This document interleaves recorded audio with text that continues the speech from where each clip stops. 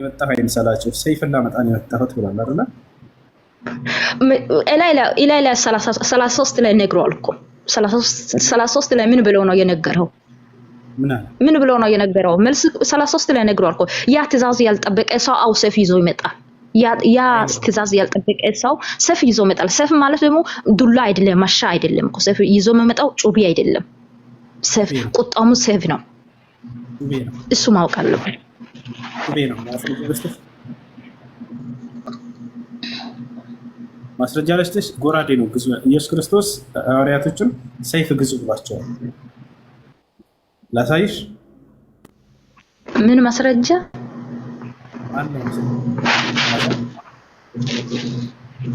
አይሰማም። ሰይፍ ግዙ ብሏቸው ሐዋርያቶችን እዛ ሰይፍ ገዝተው አንገው ይከተሉ አይደለም ማለት በደንብ አድርጎ ጩቤ ነው። በዚያው ሰው ጆሮ የሚቆርጥ ጎራዴ ነው ገዝተው ሲከተሉ የነበረው። ማስረጃ ላሳይሽ። ለመሳቅና ለመሰደብ አይደለም። እኔ የገባው ትክክለኛ ጥያቄ ነው እየጠየቅኩ ያለው። ጥያቄ መልስልኝ። ላንተ ጥያቄ መልስልኝ። ምንድነው አይደለም ማለት ስለዚህ የነገታ ፈጣሪ ስለሆነ ምን አልክ? ሰይፍ ግዙ ብሏቸዋል አይደል ሐዋርያቶችን? ወይ ጉድ! እየሰማኝ አይደለም። ድምጽ ይራቅቷል። ሰይፍ ግዙ ብሏቸዋል አይደል ሐዋርያቶችን? ሰይፍ ግዙ ብሏል። ለምንድን ነው ሰይፍ ግዙ እያለው? ሰይፍ ግዙ ብሏቸዋል። ሰይፍ አንቺ ቅድም ሰይፍ አይደለም እያልሽ ነበር አይደል? ሰይፍ ግዙ ለምንድን ነው እያለ ያለው ያልኩ ነኝ እኮ። ለምን ሰይፍ ነው እሱ ያለው የምን ሰይፍ ነው ያልኩ።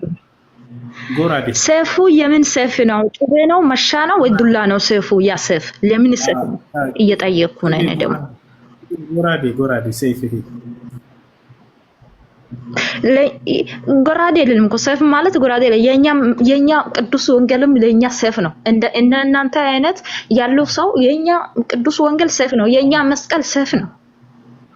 እሱ ራሱ ኢየሱስ የሚለው ስም ለኛ ሰይፍ ነው። ይበቃኛል። የኛ ዱላ አያስፈልግም፣ ጩቤ አያስፈልግም፣ ወራዳ አያስፈልግም። እሱ ራሱ ኢየሱስ የሚለው ስም የኛ ሰይፍ ነው። በጥቅምኛ ስለዚህ ግዙ ያላችሁ ሰይፍ ነው። ማስረጃ ላሳይሽ። ከሰይፍ በላይ ሰይፍ ነው እኮ ኢየሱስ የሚለው ስም ከሰይፍ በላይ ሰይፍ ነው። ከእሳት በላይ እሳት ነው። ሰይፍ ግዙ ሲል ኢየሱስ ምን አይነት ሰይፍ ነው? ሰይፍ የተባለው ኢየሱስ ነው ካልሽኝ ሐዋርያቶቹ ኢየሱስን ነው የገዙት በገንዘብ ምን አይነት ሰይፍ እንደሆነ ላናገር። ሰይፍ አሁን በጩቤ ብትወግም አንተ ትድናለህ። በስጋህም ብሞትም በሰይፍ አሁን በጩቤ ብትወግም በስጋ ትሞታለህ እንጂ በነፍስ አትሞትም። ኢየሱስ በኢየሱስ ስም የተወጋው በስጋ አይደለም በነፍስ ነው። አንተ ብትሞተው በነፍስ ነው አንተ ብትሞተው። ያ ሰይፍ ነው እሱ ግዙ የሚለው ሰይፍ። በነፍስ እሱ የገዛ ሰው ኢየሱስ ክርስቶስም የወሰደ ሰው ያ ሰይፍ የወሰደ ሰው ያ ቅዱስ ወንጌል የወሰደ ሰው በስጋሙ ይድናል። ያልገዛ ያልወሰደ ሰው ደግሞ በነፍስም ይሞታል። ለዛ ነው የኛ ሰይፍ ኢየሱስ ክርስቶስ ሰይፍ ነው አብያለሁ። ያ ሰይፍ የስጋ ሰይፍ አይደለም የነፍስ ሰይፍ ነው።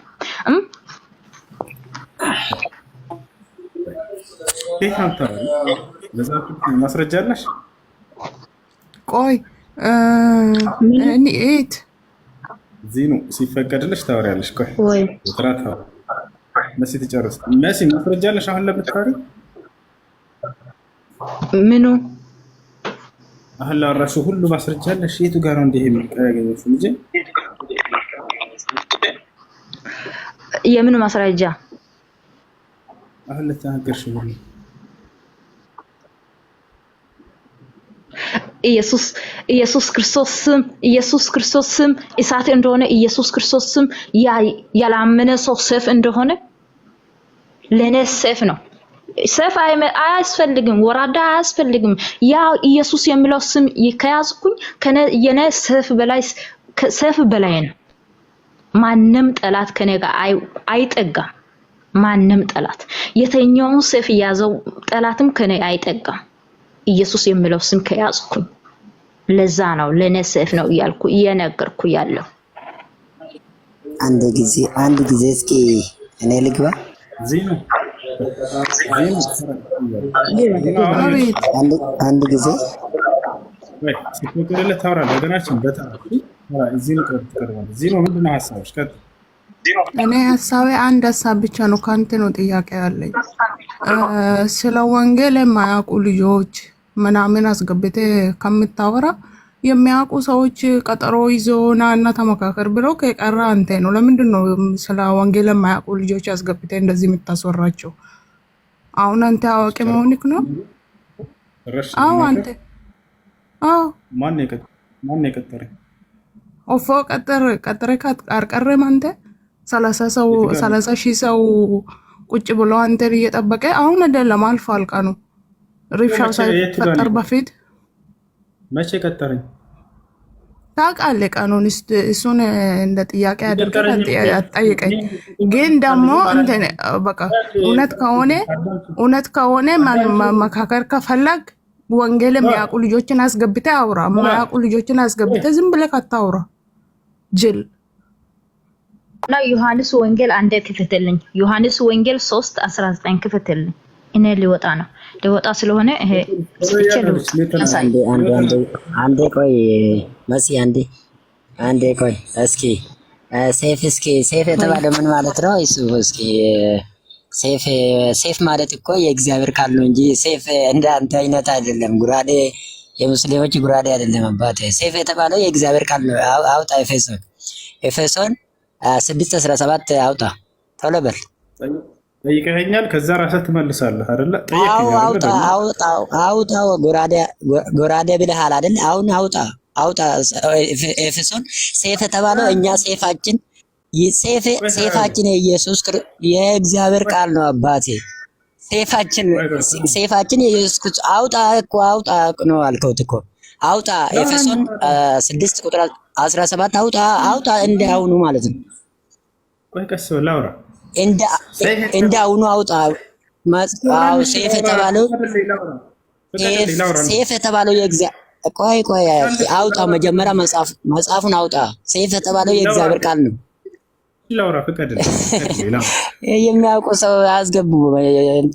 የማያውቁትን ሰዎች አስገብተ ግን አንድ ፍቀድልኝ። አንተ የምታውቀው ገብተህ እኮ ሴፍ አሁን የሴፉን እንትኑ ማለት ሴፍ የተባለው የእግዚአብሔር ቃል መሆኑን ማስረዳት አለብኝ መጀመሪያ። እስኮ መጀመሪያ አውጣ መጽሐፍ አውጣ። መረጃው ነው የኛ አይደለም እንዴ? ምን ሆናችሁ ነው ታዲያ? ላውራ ፍቀድልኝ ብዬ ለመንኩት። ሰይፍ የተባለው እናንተ እንደምታስቡት እንደ ሙስሊሞች ጎራዴ አይደለም ማለት። እሺ አንድ ጊዜ ፍቀድልኝ ላውራ። በቤት እያስተቀርኳችሁ። እሺ አሁን እኔ አውጣ የምለው ቃል አውጣና እኔ ልውጣ። እሺ የቱ ጋር አውጣ? ዮሐንስ ወንጌል 3:19 አውጣና እስቲ። እሺ ለምን ነው ማስረጃ የምትሰጪው? አውጣኝ ችግር የለም። ካነበብኩ በኋላ ማስረጃ እሰጣለሁ። ማስረጃ እነግራለሁ። እሱ ራሱን ይነግራል። ችግር የለም። በዚህ ነው ማስረጃው። በእነና እንሂድ። ችግር የለም። ለምን ነው ነበር? ምን ነው አውጣልኝ ወንድሜ እኮ አውጣልኝ። ኢብሮ አውጣለህ። በቃ እኔ ላንብብ። አብሽር ካምብ አንተ አታወጣም? አውጣ እስቲ። ስልክ ትርፍ ስልክ ካለ አውጣ። አብሽር ያውጣል። ኢብሮ አውጣለህ ታለ ምን ላውጣለህ? ረዷቸው የሚለውን ነው ወይስ ዮሐንስ ወንጌል ዮሐንስ 3 ምዕራፍ 3 ቁጥር 9 እስከ 21 ከስንት እስከ ስንት? 3 ምዕራፍ 3 ቁጥር 19 እስከ 21 አውጣለህ እና ታምብ በይ አቅም በይ እስከ ጠዋት ድረስ እንጠብቅ። አንዱ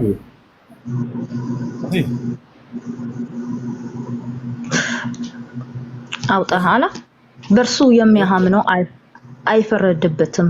በምንም ግን በአንድዋ በእግዚአብሔር ልጅ ስሙም ስለሌለው አሁንም ተፈረደበታል።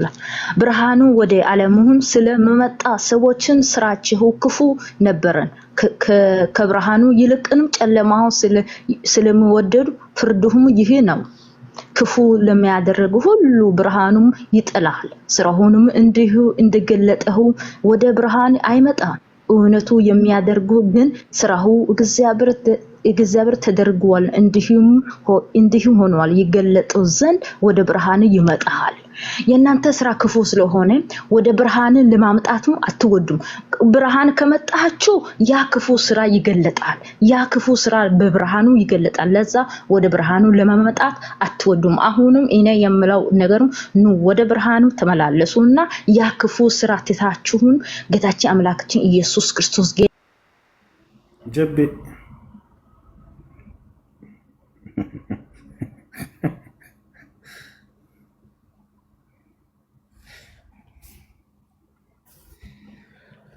የጌታ ሰዎች ጸጋው የበዛላችሁ በጸጋ የምትኖሩ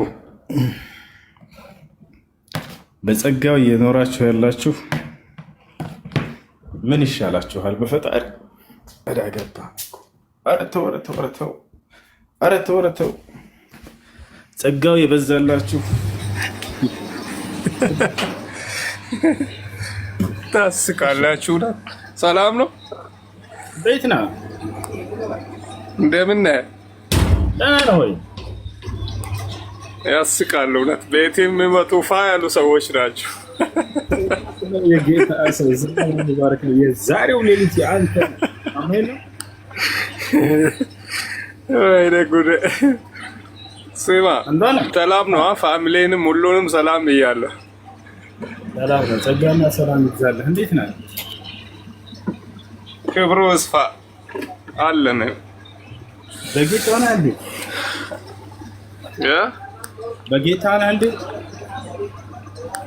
እኛ ያው ሁላችንም በጌታ ነን እኮ። አንተም በጌታ ነህ። ከጌታ ውጪ የሆነ ሰው የለም ታውቃለህ።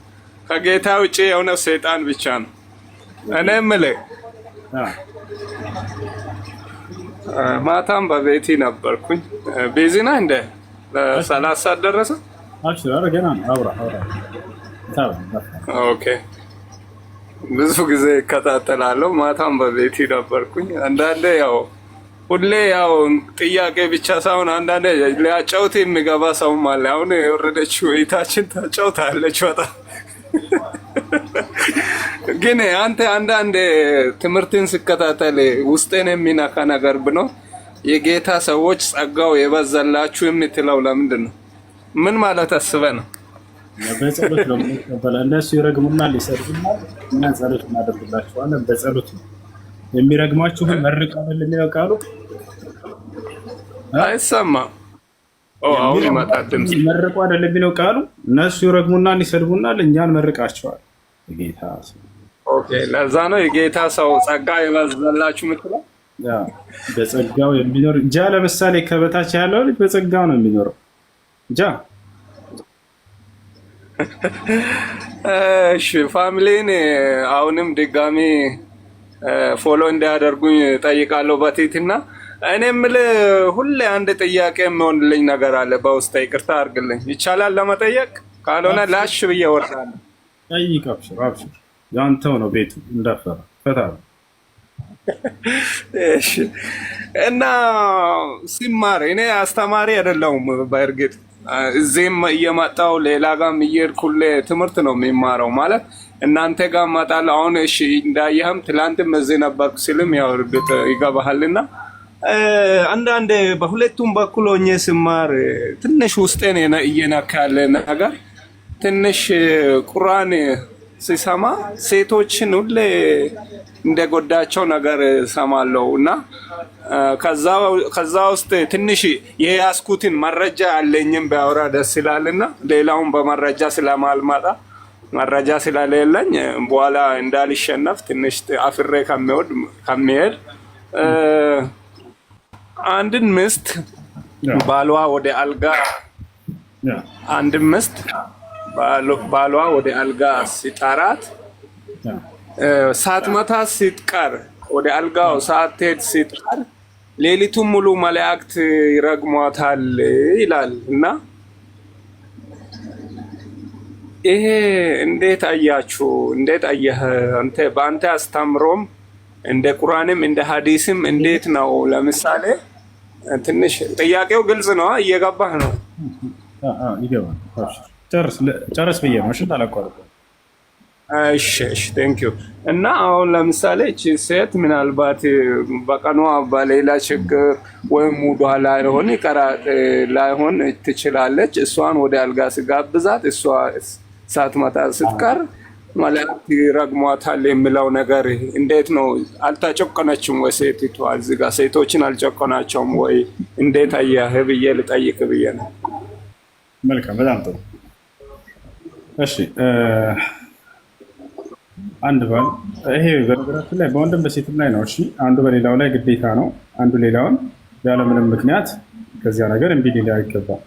ምክንያታዊ ከሆነች ግን ሀቅ አላት። ለምሳሌ የወር አበባ ደም ላይ ከሆነች፣ የወሊድ ደም ላይ ከሆነች፣ ልክ እንዲሁ ደግሞ በዚያ ሰዓት ካልተመቻት ታሳውቀው። ይሄን ነገር ሀቅ አላት ይባላልና ያለምንም ምክንያት ምንም ምክንያት ሳይኖራት እምቢ ካለች ነው ብለህ ሐዲስ እንደኛ እሱ ነው። ይሄ ደግሞ ለእሷ ብቻ አይደለም፣ እሱም ልክ እንዲሁ እምቢ ካለ ሐዲሱ ምን ይላል? ኢዛ ደዓ ረጁሉ እምረአተሁ ኢለል ፊራሽ ፈአበት ፈባተ ገድባን ዐለይሃ ለዐነትሃ አልመላኢካ ሐታ ቱስቢሕ ነው የሚለው። ባል ሚስቱን ወደ ፍራሽ ላይ ብሎ ጠርቷት እምቢ ካለች ያለምንም ምክንያት ማለት ነው፣ ተቆጥቶም ካደረ በኋላ በዚህ ምክንያት መላእክቶች እስኪነጋ ድረስ ይረግሟታል ይላል። ወንዱንም በዚሁ አንጻር ሚስት ለምሳሌ ከእርሱ ጋር ያላት ሐቅ እኩል ነው። እምቢ ካለ ምንም ምክንያት እርሱንም መላእክቶች ሲረግሙት ያድራሉ። አላህ ስብሐነሁ ወተዓላ በቁርአን ላይ ወለሁነ ሚስሉ ለዚ ዐለይሂነ ቢልማዕሩፍ ይላል። ለእነርሱ ለሚስቶቻችሁ በእነርሱ ላይ ባላቸው ሐቅ ሁሉ ለእናንተም ለእነርሱም አለላችሁ ይላል። አላህ በቁርአን ላይ በእነርሱ ላይ ያለው ሁሉ በእናንተም ላይ አለ ብሎ ተናግሯል። ስለዚህ በእርሷ ላይ እንዲህ አለ ተብሎ ከተናገረ በባልም ላይ ያ ነገር ግዴታ ነው ማለት ነው። እሱንም ሲረግሙት ያድራሉ። ከቁርአን ነው። ይሄ ከሐዲስም ማስረጃ ጨምርላችሁ ቃል ነብዩ ሰለላሁ ዐለይሂ ወሰለም ለሁነ ማ ዐለይኩም ወዐለይሂነ ማ ዐለይኩም ብለዋል። በእናንተ ላይ ያለ በእነርሱ ላይ አለ፣ በእነርሱም ላይ ያለ በእናንተ ላይ አለ ብለዋል። ይሄ ነው ገብቷል። እና ስለዚህ እሱም ምክንያታዊ ከሆነ ምክንያቱን ሊናገር ይገባል። በዚህ ምክንያት ብሎ ዑድር ሊሰጥ ይገባል። እሷም ልክ እንደዛ እና ይሄ ነው። ታዲያ ለምንድን ነው ሐዲሱ እርሷን አስመልክቶ የመጣው ወደሚለው ስንመጣ ጊዜ የኢስላምን ጥበበኛነት ትረዳላችሁ። ወላሂ የኢስላምን የጥበብ ሃይማኖት መሆኑን አምላክ እንዴት ጠብቦ እንደደነገገው ትረዳላችሁ። ለምንድን ነው በእርሷ ላይ አስመልክቶ ትእዛዙ የመጣው? እምቢ ካለች ሚስት ለምን አላ? ምክንያቱም አሁን ከአንተ አንደበት ላረጋግጥልህ፣ ለግንኙነት የሚጠየቀው ወንድ ልጅ ነው ወይንስ ሴት ልጅ ነች የምትጠየቀው? ባል ሚስትን ነው የሚጠይቀው ወይንስ ሚስት ባሏን ነው የምትጠይቀው? በአብዛኛው ማለት ነው። ማን ነው ይሄን ነገር የሚፈልገውና የሚጠይቀው? ተጠያቂው ማን ነች? ሴት ነች አይደለም? አንዷ አዎ፣ አየህ አይደለም? ሴት ስለሆነች የምትጠየቀው ትእዛዙ ማንን አስመልክቶ መጣ? እርሷን ቢ እንዳትል ዘንድ እርሷን አስመልክቶ መጣ። አያችሁ አይደለም? ጠያቂው ማን ነው? ባል ነው። ተጠያቂው ማነች? ሴት ልጅ ነች። ስለዚህ ወንድ ልጅ ሚስቱ ጠይቃው እምቢ ብትል ቢል ኖሮ ሐዲሱ አያስኬድም ነበር። ምክንያቱም ሴት ልጅ በአብዛኛው አትጠይቅምና ወንድ ልጅ ማን ነው የሚጠይቀው? ወንድ ልጅ ሴት ነው የሚጠይቀው። ስለዚህ ሐዲሱ ማንን አስመልክቶ መምጣት ያለበት? እርሷን አስመልክቶ ነው መምጣት ያለበት። ቦታቸው ነው። እርሷን አስመልክቶ ነው መምጣት ያለበት። ይሄ ነው وهذا من حكمة الإسلام ከኢስላም ጥበበኛነት ነው። ለምሳሌ ሌላ ቦታ ላይ ልክ እንዲሁ ወንዶችን እንዲህ አድርግ ብሎ ያዛል፣ ሴትንም ይመለከታል። በአብዛኛው ግን ያ ነገር ተጠሪነቱ ትኩረት ሊያስፈልግ የሚገባ ወንድ ልጅ ስለሆነ በወንድ አስመልክቶ ያመጣል እና ስለዚህ ወንድም ሴትም እኩል ሐቅ ነው ያላቸው። እሱም እምቢ ካለ እሷም እምቢ ካለች የመላእክት እርግማን የሚለው ሁለቱንም ነው የሚመለከተው እንጂ እሷን ብቻ ነው። ያም ምክንያታዊ ከሆነች እምቢ ማለት ሐቅ አላት። በዚያ ሰዓት አስገድዶ አድርጋለህ ግን ወንጀለኛ ነው የሚሆነው፣ አይፈቀድለትም። አላህ ሱብሓነሁ ወተዓላ ወየስአሉነከ ዐኒል መሒድ ቁል ሁወ አዘን ፈዕተዚሉ ኒሳአ ፊል መሒድ ይላል። በወር አበባ ጊዜ ሴቶችን ከግንኙነት ተጠንቀቅ፣ ራቅ ብላ በዚህ ሰዓት አልፈልግም ብላ እንትን ማለት ሐቅ አለ። ልክ እንዲሁ ካልተመቻት ራሱ በሰዓቱ ጥሩ ሙድ ላይ ካልሆነች ታስረዳው። ግን ጉዳዩን ትንገር ያለው ነገር። እሺ እንዳለም ሌላ ጥያቄ አለ? አሁን እዚህ ጋር ሶሪ ማለት ከታች ሙት አርግልኝ አንዴ ልጨርስና አሁን እዚህ ጋር ለዚህ ሰው ህዝብም ትምህርት እንደሆን ለምሳሌ ሴት ወንድ ጠይቋት እሷ ወደ አልጋ እምቢ ካለች መላእክት ይረግሟታል የሚለው አሁን እዚህ ጋር ወንድ እምቢ ብል ሴት ፈልጋ ወንድ የግድ ወር አበባ አይችልም ያለ ምንም ምክንያት ወንድ ሊቀርም ይችላል እንባልና ወንዱስ እንዴት ነው መላእክት ይረግሙታል ወይ? እዚህ ጋር መረጃ ይኖራል ለዚህ ህዝብ ትምህርት እንደሆን? አዎ መረጃ እየነገርኩህ ነበር ከኔ ጋር አይደለም ማለት ነው። ወንዱንም ራሱ ቢካላ ያሉት እርግማን ይሰፍንበታል። አላህ ሱብሓነሁ ወተዓላ በቁርአን ላይ ለሚስቶቻችሁ ላይ ያላችሁ ሐቅ ሁሉ በእናንተ ላይ አለ እያለ ይናገራል። ወለሁነ ለነርሱ አለላቸው ሚስሉ الذي عليهن በእነርሱ ላይ ባላቸው ያለባቸው ልክ ቢልማዕሩፍ በታወቀው መንገድ በእነርሱ ላይ ያለው በእናንተ ላይ ያለው በእነርሱ ላይ አለ ብሎ ተናግሯል። ለእነርሱም ሐቅ አላቸው በእነርሱ ላይ ባለው ልክ ይላል። በእርሷ ላይ ምን ሐቅ አለህ ከተባለ ግንኙነት እርሷን በዚያው ልክ በአንተ ላይ ሐቅ አላት አይደለ? ያን ነገር እምቢ ካለች እሷ ትረግማት እንደሚለው ሐዲሱ ያርግማው በአንተ ላይ ይዞራል ማለት ነው። ግን በቁርአን በሐዲስም ላይ በእናንተ ላይ ያለው በእነርሱ ላይ አለ ብሎ በጥቅሉ አላህ ሱብሓነሁ ወተዓላ ማንኛውም በእርሷ ላይ ያለ ነገር ሁሉ በአንተ ላይ እንደሚመለስና እንደሚኖራት ተናግሯል። ኦኬ ጥሩ በቃ ሌላ ጊዜ ሌላ ጥያቄ ሲኖረኝ ብቅ እላለሁ። አመሰግናለሁ። ብዙ ሰው ተምሯል ብዬ ተስፋ አደርጋለሁ። አብሽር። በዚሁ አንጻር ልጠይቅህ፣ መጽሐፍ ቅዱስ ላይ ፈቃደኛ ነህ? ምን አልከኝ? መጽሐፍ ቅዱስ ላይ በዚሁ አንጻር አንድ ጥያቄ ልጠይቅህ። ሚችል አይመስለኝም። ተማሪ መቼስ አይችልም ብዬ ተስፋ የሚያደርገው። አሁን ለምሳሌ ይሄን ጥያቄ ራሱ የጠየቅኩት ሰምቼ ነው፣ ሰው ሲያወራ ሰምቼ ነው።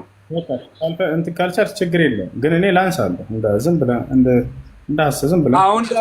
አሁን አንድ መልዕክት ላስተላልፍ። ለምሳሌ ቅድም እዚህ ጋር የምታወራው ይታችን ምንም መረጃ ሳይኖራት ምንም ሳትችል መታ እያወራች ነው። አሁን ለምሳሌ ከዚህም ሙስሊም እህቶቻችን ወንድሞቻችን ክርስቲያን ቤት ሄደው ምንም ነው ማይችሉትን አድርገው ክርስቲያን ወይም ሃይማኖትን ለማስነካት ያለ መረጃ ሄደው የሚያወሩት ነገር ጥሩ አይደለም። እዚህም መጥተው እዛም መጥተው አሁን እኔ ያለ መረጃ ምንም ቢቀጥፍ ጥሩ አይደለም ብዬ ነው። እሺ አንዷለም መጽሐፍ ቅዱስ ላይ በክርስትና ሴት ልጅ ስታገባ ድንግል ካልሆነች ቀጥቅጣችሁ ግደሏት ይላል እግዚአብሔር። ለምን? ምን ትላለህ? ድንግል ካልሆነች ቀጥቅጣችሁ ግደሏት በድንጋይ። ህዝቡ ሁሉ ማህበሩ ሁሉ ተሰብስቦ ይውገራት በድንጋይ። እዚህ አንብቤም አላቅም፣ ጠይቄ እመጣለሁ። ምን ችግር አለ? ላስነብብህ። ምን ትላለህ? ምን አልከኝ? ላስነብብህ። ከቅድሙም ጀምረን መረጃ አልተጠያየቅንም። እኔንም መረጃ አምጣ አላልክም፣ እኔም መረጃ አልጠየቅኩም። እምብ ብለህ አሳያለሁ። አልቻልኩም፣ አልችልም፣ አምጣ ብለኛል። አልልህም፣ ችግር የለም። እኔ ሐዲሱን ስለማውቀው አንተ ለመረዳት እንደመጣ ስላወቅኩኝ አምጣ ብዬ አላጨናንቅህም። አንተ አሁን ለሙግትና ለጭቅጭቅ መተህ በነበር አውጣልህ ነበር። ነገር ግን እኔ ሰዎች እዚህ ሲመጡ ቀድም የመጀመሪያ ከንግግራቸው አነባቸዋለሁ። ለማወቅ ለመረዳት የሚመጣ ሰው አለ። ይሄ ሰው ሀሳቡን ብቻ ይንገረኝ፣ እኔ ሐዲሱን ስለማውቀው ከጭንቅላት ያነብለታለሁ። ለመጨቃጨቅ የሚመጣ አይነት ሰው አለ፣ ለመሳደብ የሚመጣ ሰው አለ። እንዲህ አይነቶችን ደግሞ እንዳመጣጣቸው አስተናግዳቸዋለሁ። ገና ስትናገር አነባዋለሁ። አሁን ሴት ልጅ በክርስትና ስታገባ ጊዜ ድንግል ካልሆነች ቀጥቅጣችሁ ግደሏት ይላል። ይሄን እንዴት ነው የምታየው? እንደ መጽሐፍ ቅዱስ አስተምሮ እንግዲህ ቦታውን አልችልም። ያው የሚያውቁትን የሚችሉትን ጠይቄ መጥቼ ቢያስረዳህ አይሻልም? እንደሱ ይሻላል። ከሚቀጡፍ እዚህ ሃይማኖትን ከሚያስነካ ጠይቄ እመጣለሁ። ምን ችግር አለ? ሌላ ጊዜ አስረዳሃለሁ። አብስር፣ በቃ ችግር የለውም። እሺ ከታች ያለው ልጅ ምን ትላለህ? ይሄን ሴት ልጅ ስታገባ ድንግል ካልሆነች ቀጥቅጣቸው ግደሏት ያለውን እግዚአብሔር ምን ትላለህ? ኳስኮ ኦኬ፣ መጀመሪያ ግን እመጣበታለን። ግን የሆነ ጥያቄ ልጠይቅህና ወይም ደግሞ እሺ ማስረጃ ሳይ የዚህም ማስረጃ ሳይ አብሽራ ሳያለሽ ኢብሮ ትልቁ ላይ አድርጉ።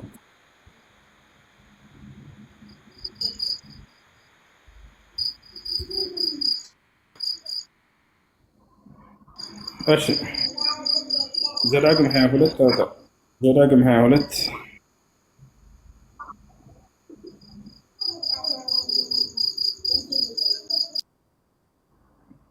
ዘዳግም 22 ያና 23 ምን ይላል? ዘዳግም 22 ታውጣ። እሺ እሱን አይደለም ስንት ቁጥር ስንት ላይ ላድርግልህ? ዘዳግም 22 ከ13 ጀምረን እናርጋ። ምዕራፍ 22 ቁጥር 13 አሁን በደንብ ተከታተለኝ ላንብብልህ ፈጠን ብዬ እሺ፣ ጊዜ ለመቆጠብ ከኔ ጋር ነህ? ኳስኮ ሄሎ፣ ከአንተ ጋር ነኝ። እሺ አሁን አዳምጠኝ።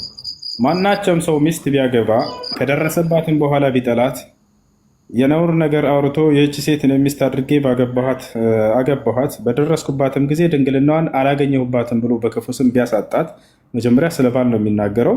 ድንግል የላትም ብሎ ስሟን ቢያጠፋ ይላል። ከዛ ስለ ሚስት ይናገራል። እንቀጥላለን። ከመጀመሪያው ላንብብልህ ብዬ ነው። የብላቴናይቱ አባትና እናት የድንግልናዋን ምልክት ወስደው በበሩ በአደባባይ ወደ ተቀመጡ ወደ ሽማግሌዎች ያምጧት። የብላቴናይቱም አባት ሽማግሌዎችን እኔ ለዚህ ሰው ልጄ እንዳርኩለት እርሱም ጠላት፣ እነሆም በልጅህ ድንግልና አላገኘሁባትም ብሎ የነውር ነገር አወራባት። የልጄም ምልክት ይኸው ይበላቸው፣ በከተማም ሽማግሌዎች ፊት ልብሱን ይዘርጋ። የዚያችም ከተማ ሽማግሌዎች ያን ሰው ወስደው ይግረፉት። እንግዲህ ስሟን ካጠፋ ማለት ነው። በእስራኤል ድንግል ላይ ክፉ ስም አምጥቷልና 100 የብር ሰቅል ያስከፍሉት፣ ለብላቴናይቱም አባት ይስጡት። እርሷም ሚስት ትሆነው፣ በዕድሜውም ዘመን ሁሉ ሊፈታት አይገባውም ማለት። አሁን ደግሞ ስለ ሴቷ ሊያወራ ነው። ነገሩ ግን እውነት ቢሆን በብላቴናይቱም ድንግልናዋ ባይገኝ እና ተመለስ። ኳስኮ አለህ? ኳስኮ አለሁ እየሰማሁ ነው። እሺ እየሰማሁ ነው። እኔ እያየሁ። ነገሩ ግን እውነት ቢሆን በብላቴናይቱም ድንግልናዋ ባይገኝ ብላቴናይቱን ወደ አባቷ ደጅ ያውጧት፣ በእስራኤልም ዘንድ የማይገባውን ነገር አድርጋለችና በአባቷን ቤት አመንዝራለችና የከተማዋ ሰዎች እስክትሞት ድረስ በድንጋይ ይውገሯት። ያሰላም እንዲሁም ክፉን ነገር ከመካከልህ ታስወግዳለህ አለ። አይ ሴት ድንግልናዋ ባይገኝ ስታገባ ጊዜ ወግራችሁ ግደሏት ይላል እግዚአብሔር። ተቀጥቅጣ ትገደላለች። ምን ትላለህ? ኦኬ ከማግባቷ ማለት አግብታ ድጋሚ ፈታ ነው ይች ሴት ወይስ ለመጀመሪያ ጊዜ ስታገባ ድንግል ሆና ባትገኝ ነው የሚል? እሱ አንተ ያዘው ችግር የለውም። ነገር ግን ስታገባ ጊዜ ድንግል ካልሆነች ቀጥቅጣችሁ ግደሏት ይላል።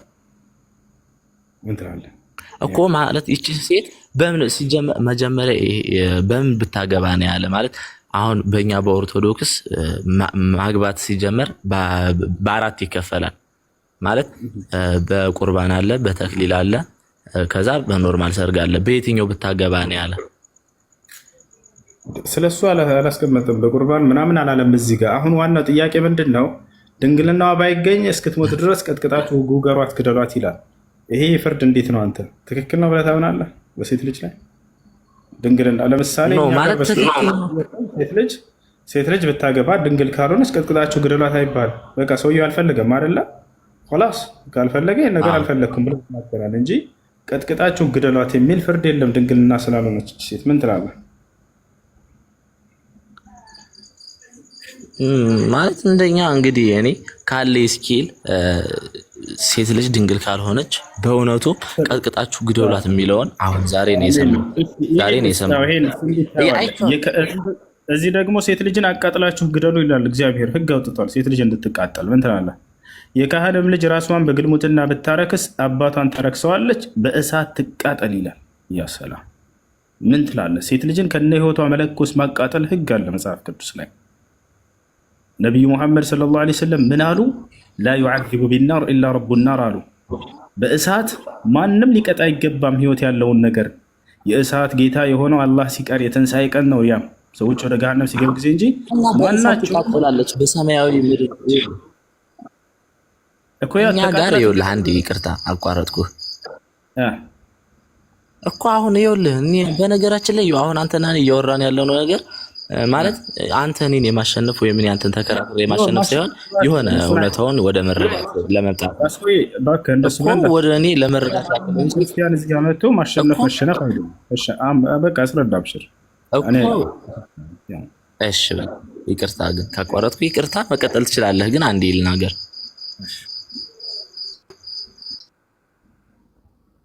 ተናገር አብሽር። የካህን ልጅም ራሷን በግልሙትና ብታሰክር ታረክስ እኮ ይሄ ማለት ትቃጠል ይላል። ትቃጠል ሚል በሰማያዊ ማለት እዚሁ ምድር ላይ ያቃጥላችሁ ግደሏት ነው የሚል ወይንስ በሰማይ ደጅ በገሃነም ትቃጠላለች ነው የሚለውን መረዳት አለብን። አሁን ምክንያቱም የኛ መጽሐፍ ቅዱስ በራሳችን አይደለምና እናንተ ማለት ሙስሊሞች አሁን እንዲሁ በጣም ልታነቡ ትችላላችሁ። የኛ መጽሐፍ ቅዱስ ግን ሊከብዳችሁ ይችላል ትርጉሙ። ምክንያቱም የኛ አባቶች ለራሱ ረቂቅ ነው። በነገራችን ላይ የኛ መጽሐፍ ቅዱስ ማንም የሚፈታው አይደለም እና ትቃጠል ሲል አንተ እኛ ከከበደን ትቃጠል ሲል በመንግስተ ሰማያት በገሃነም እንደሱ የሚለው የቱ ጋር ነው ማስረጃ? ምንድን ማስረጃ? እሺ ጠብቀኝ። አይሽ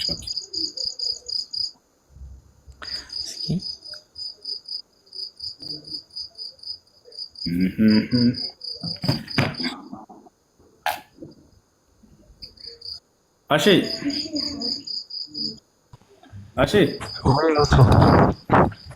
እንዴት ነህ? ይመስገን ሰላም ነው። ማን ነው? ሁሉ ሰላም አለን። እግዚአብሔር አባት ሴት ልጁን ባሪያ አድርጎ ቢሸጥ ያወጣል እንደሌለበት በክርስትና ሴትን አባት ባሪያ አድርጎ መሸጥ ይችላል። ወደ ገበያ ውስጥ አልሰማሁም። ግልጽ አድርግልኝ። አልሰማሁም ወሰይ። እሺ እግዚአብሔር መጽሐፍ ቅዱስ ነው የሆነችን ሴት ቢደፍራት ለገረድ ሂደት ምን ታሄድ 50 ብር ለልጅቱ አባት ይስጥና ልጅቱን አጠቃላይ ይወሰድ ይላል። ምን ትላለህ?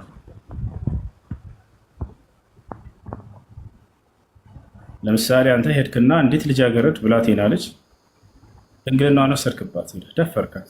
እግዚአብሔር ምን አለ? አይሰማም ለልጆች። እግዚአብሔር ምን አለ? ለልጅቱ አባት ይሄ ሰው በቃ ሄዶ 50 ብር ይስጥና ልጅቱን ያጠቃልና ይወሰዳት ይላል።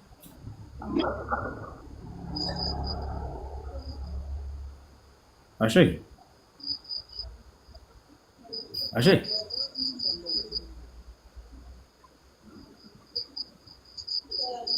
እሺ ምን ላይ ነበር? እስኪ የቅድሙን ንገረኝ። አንዴ ይቅርታ ጋር ወንጌሉን ንገረኝ። ኦሪት ዘሌዋውያን ምዕራፍ 21 ቁጥር 9። እሺ በቃ ሌላ ጥያቄ ልቀይርልህ። እሺ እግዚአብሔር ምን ይላል መጽሐፍ ቅዱስ ላይ? ሁለት ሰዎች ቢጣሉ አለ የአንደኛው ሰውዬ ሚስት ለባሏ ግዛ ባሏን የሚመታውን ሰው ሄዳ ብልቱን ብትይዘው በእጇ እጇን ቁረጧት ይላል እግዚአብሔር። እጇ ትሰየፋለች። ምን ትላለህ?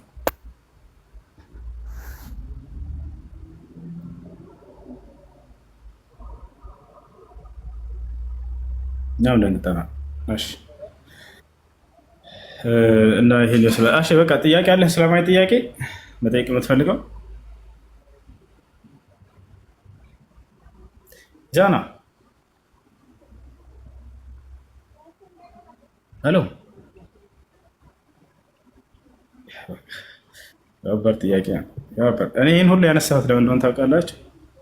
በእስልምና ሴት ልጅን ይጨቁናሉ። ኧረ በእስልምና ላይ የሌሉ ከባባድ ህግጋት ነው አሁን የነገርኳቸው በሴቶች ላይ።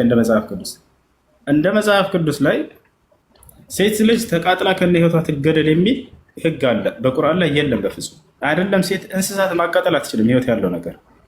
እንደ ክርስትና መጽሐፍ ቅዱስ ላይ ሴት ልጅ እጇ ትቆረጥ የሚል ህግ አለ።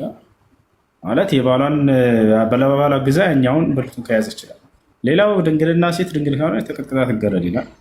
ሌላው አባት ሴት ልጁን ባሪያ አድርጎ ቢሸጥ ምናምን ህግ ያወጣል እግዚአብሔር። ሌላም ከባባድ ህግጋቶች አሉ። ለማንኛውም ይሄን ይመስላል ኢስላም። በእስልምና ሴት ልጁን ተንከባክቦ ያሳደገ ጀነት ይገባል ነው የሚለው ነቢያችን ሰለላሁ ዐለይሂ ወሰለም ሐዲስ ላይ ሲናገሩ ምናሉ መን ካነት ዒንደሁ በንታን አው ኡኽታን አው ሰላስ በናት አው ሰላስ አኸዋት ፈአሕሰነ ሱሕበተሁነ ወተቀ ላህ ፊሂነ አድኸለሁ ላሁ ልጀና የሚሰልም ሰው አለ እያሉ ኮሜንት ላይ አድሚኖች ተከታተሉና አስገቧቸው።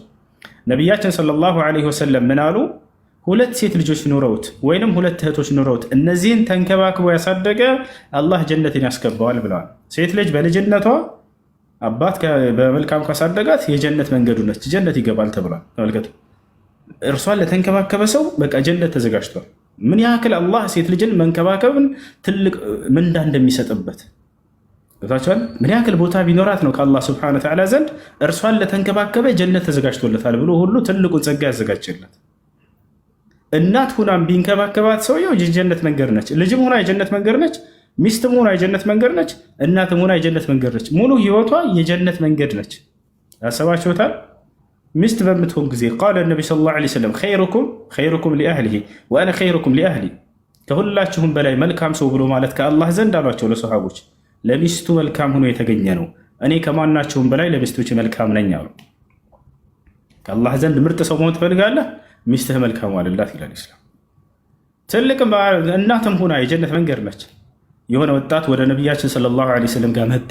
ያ ረሱለላህ ኡሪዱ አን ኡጃሂደ ፊ ሰቢልላህ፣ አንቱ የአላህ መልክተኛ ሆይ በአላህ መንገድ ጂሃድ ማድረግ እፈልጋለሁ አላቸው። አለከ ዋሊዳ፣ እናት አለችህ አሉት። ቃለ ነዓም፣ አዎ አለችን። ኢዝሀብ ፈጃሂድ ፊሃ ፈኢነል ጀነተ ተሕተ አቅዳሚል ኡመሃት፣ እናት ካለችህ ሂድና ወደ እናትህ ተመለስ፣ በእርሷ ላይ ጂሃድ አድርግ፣ ለእርሷ መልካም ዋል፣ በጎ አገልግላት፣ የጀነት ከእናት እግር ስር ትገኛለች እና አሉት። አያችሁ፣ ልጅም ሁና ጀነት ማገኛ መንገድ ነች። ወጣትም ሁና ስታገባ የጀነት ማገኛ መንገድ ነች። ለአርጅታም እንዲሁ እናትም ሁና የጀነት መንገድ ነች። ይህን ሁሉ ትልቅ ምን ያክል ትልቅ ክብር እንደሰጣት አላህ ሱብሓነሁ ወተዓላ እርሷን መንከባከብን እንዳው ጀነት ነው ማለቱ ትልቅ ቦታና ደረጃ እንደሰጣት ያሳያል። ይሄ ነው። እሺ፣ ጥያቄ ያለው መጠየቅ ይችላል።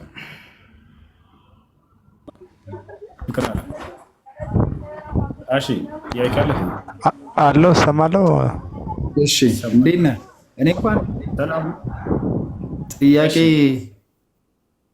ልጠይቅ ሳይሆን ልመልስልን የገባሁት አሁን ላነሳቸው ጥያቄዎች።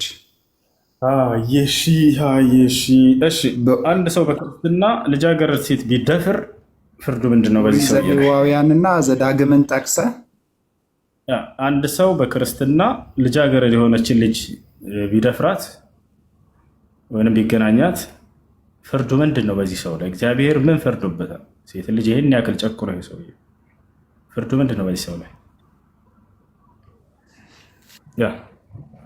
አሁን የኦሪት ህጎች ማለት ነው፣ የብሉይ ኪዳን ህግ ማለት ነው። የኦሪት ህጎች ለምሳሌ ገደለ ይገደል የሚል ህግ አለው።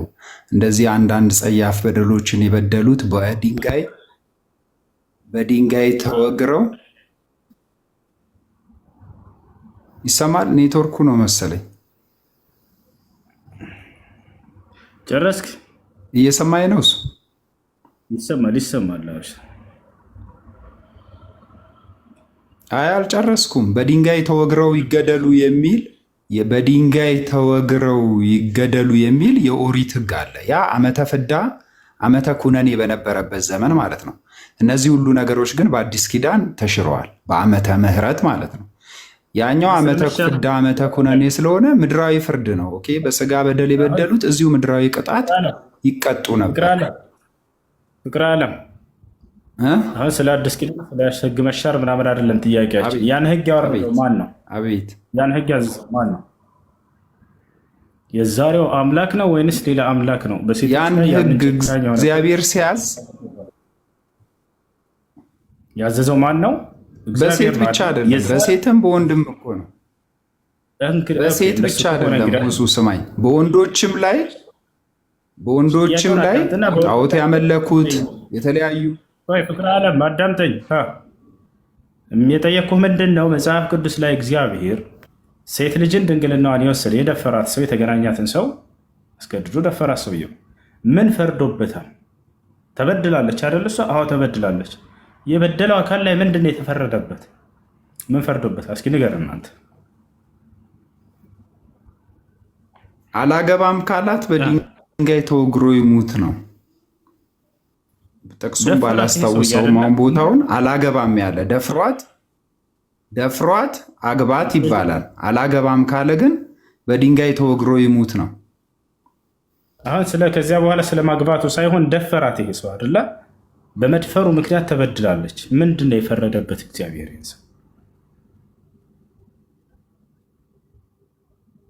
እሱን እኮ ነው የምነግርህ። ክፍሉን ባላስታውሰውም በሙሴ መጽሐፍት ላይ አንድ ወንድ አንዲትን ሴት ልጅ ከክብር ቢያዋርዳት ይላል። ቢያዋርዳት ኦኬ፣ ቀርበው እንዲያገባት ይንገሩት ነው። አላገባም ቢል ግን በድንጋይ ተወግሮ ይሙት ይላል። እንዲህ አይነት የብሉይ ኪዳን ሕጎች አሉ። ይሄ ግን የአሁን የአዲስ ኪዳን ክርስትናን አይወክሉም ነው። እነዚህ የዓመተ ፍዳ የዓመተ ኩነኔ ሕግጋት ናቸው።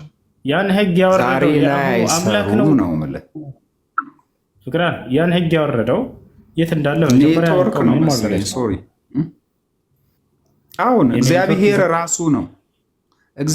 ራሱ ነው ለሙሴ የሰጠው። በጣም ጥሩ። ሴቶችን ግደሏቸው፣ ህፃናቶችን ግደሉ፣ ሽማግሌን ግደሉ ሲል የነበረው የዛሬው አምላክ ነው የፍቅሩ አምላክ ወይንስ ሌላ አምላክ ነበር? ሴቶችን ግደሉ፣ ህፃናቶችን ግደሉ ይላል መጽሐፍ ቅዱስ ላይ። ሽማግሌን ግደሉ ይላል። ገብቶሃል አይደለ? ይሄ ሲያዝ የነበረው የዛሬው አምላክ ነው ወይንስ ሌላ አምላክ ነበር?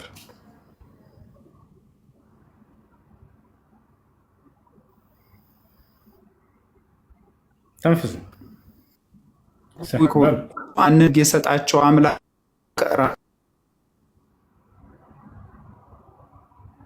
አንድ አምላክ ነው። ኔትወርክ ያላቸው ምን እና አዲስ ኪዳን ደግሞ ዓመተ ምሕረትን ኔትወርክ አስተካክልና ናሽ ከይቅርታ ጋር አሸ ያለ አለሁ እሱ አለሁ። እሺ እና እግዚአብሔር ሴቶችን፣ ህፃናቶችን፣ ሽማግሌን ግደሉ ይላል። ለምንድን ነው ሴቶችን ይህን ያክል የዘመተባቸው? ለምንድን ነው ሴቶችን ግደሉ፣ ሽማግሌን ግደሉ፣ ህፃናትን ግደሉ ይላል? ምን ትላለህ? እሱ በመሰረቱ ከዚህም የባሰ ነገር ሰሞኑን አይቻለሁ። ማለት ንጽጽር ውስጥ ቁጭ ብዬ አዳምጣለሁ እና ከዚህም የባሰ ነገር አይቻለሁ።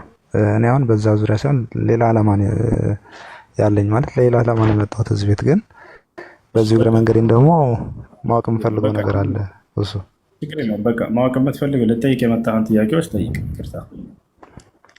እሺ፣ ለክርስቲያኑ ወይም ደግሞ ከእስልምና ውጭ ላለው ህዝብ ቁርአን ወይም አላህ ያለው ክብር ወይም ያለው አስተምሮ ለኛ ያለውን ቦታ ማወቅ ፈልጋለሁ። ስለ በውጭ በኩል የምሰማው ሌላ ነገር ስለሆነ ከራሳቸው አፍ ላዳምጥ ብዬ ነው። አምላክ አላህ ስብሐነ ወተዓላ ለክርስቲያኖች ያለው ቦታ ምንድን ነው? አላህ ስብሐነ ወተዓላ በጣም ያዝንላቸዋል። ለእነርሱ አስመልክቶ በርካታ የቁርአን አንቀጾችን አውርዷል። ያ አህለል ኪታብ እያለ ይጠራቸዋል። እዚያም አክብሯቸው እናንተ የመጽሐፍ ባለቤቶች ሆይ ይላቸዋል። በእጃቸው ላይ የነቢያት ቃል ላይ የሰዎች ቃል ቢቀላቀልም የመጽሐፍ ባለቤት ብሎ አክብሮ በመጥራት ምን ይላቸዋል? ተዓለው ይላቸዋል። ኑ ወደ እኔ ብሎ ጥሪ አድርጎላቸዋል። ኢላ ከሊመቲን ሰዋኢን በይነና ወበይነኩም፣ በእኛና በእናንተ መካከል እኩል ወደምታደርገን ወደሆነችዋ ቃላት ኑ በላቸው። ምንድነው እሱም የጠራን? አላ ነዕቡደ ኢለላህ፣ ከአንዱ ከአላህ በስተቀር ሌላ ማንንም ላናመልክ። ወላ የተኪዘ ባዕዱና ባዕዱን አርባበን ሚን ዱኒላህ፣ አንዳችን ሌላችን ከፊሎቻችንም ሁላችንም ከአንዱ ከአላህ ውጭ ሌላን ጌታ ላንይዝ። ይሄን ነው ጥሪ ያደረገላቸው። በሌላ ቦታ ላይ ወቁል ሊለዚነ ኡቱል ኪታብ ወልኡሚይነ አአስለምቱም ይላል። ሙሐመድ ሆይ ለእነዚያ ለአይሁድና ለክርስቲያኖች ስለሙ በላቸው። ፈኢን አስለሙ ከሰለሙ ፈቀድ ይህተደው በእርግጥም ቀናውን ጎዳና ተመሩ። ወኢን ተወለው እምቢ ካሉና ካፈነገጡ ግን ፈኢነማ ዐለይከል በላግ፣ በአንተ ላይ ያለብህ ግዴታ ማድረስ ብቻ ነው። ወላሁ በሲሩን ቢልዒባድ፣ እኔ የጌታ አምላክ አላህ በባሮቼ ላይ ተመልካች ነኝ፣ የሚያደርጉትን የሚሰሩትን የሚናገሩትን። እና ይህን ጥሪ አድርጎላቸዋል። ያ አህለል ኪታቢ ቀድ ጃአኩም ረሱሉና ዩበይኑ ለኩም፣ እናንተ የመጽሐፉ ባለቤቶች ሆይ እነሆ መልእክተኛዬ ለእናንተም ጭምር መጥቶላችኋል። ሙሐመድ ዩበይኑ ለኩም ከሲረን፣ በጣም በርካታ ነገራቶችን ሊገልጽላችሁ ይላል። አያችሁ ነቢያችን ሰለላሁ ዐለይሂ ወሰለም በነቢያት መንገድ ላይ የተጨመሩ ነገራቶችን፣ በነቢያት ላይ የተዋሹና የተፈተፉ ነገራቶችን መጡ። ገብቷችኋል አይደለ? ለምሳሌ